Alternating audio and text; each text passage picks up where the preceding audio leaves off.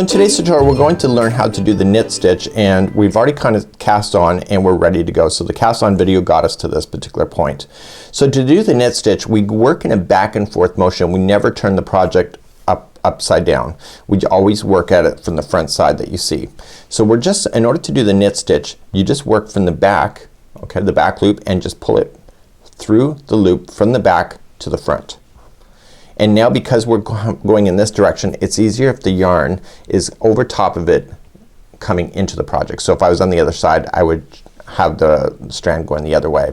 So just reaching for each loop, and you just want to just pull through from the back to the front.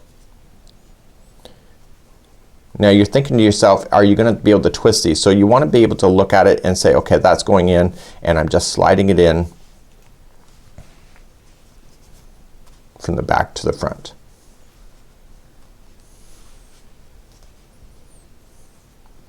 So the trick to this whole yarn is to realize that at the end of a round or a row, because you can do round circles too, is that you want to go back and just give it a tug and get this to be its maximum. And if it's got a twist to it, this is when you kind of just pull on it and you just turn it. So see how this is kind of turned? So when you pull on it, you want to just pull it so it doesn't have a twist. And if I pulled in the wrong direction, you see there's a twist. So you can very easily correct yourself in order to do this. And once you get used to this kind of concept, it really is quite fun and fabulous. Now to go back in the other direction, I'm going to shift the yarn so it's now in this direction, and I'm gonna pull it up. So starting on the very next loop that's available, coming from the back, you just pull it through and then you continue then.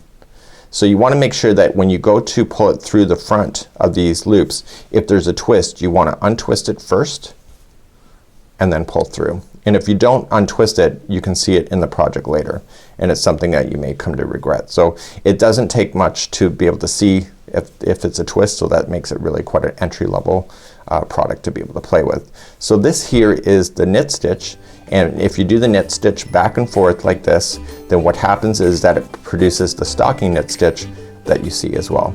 So this is a really kind of a cool concept, and this is the stocking knit. So let's move along in our series.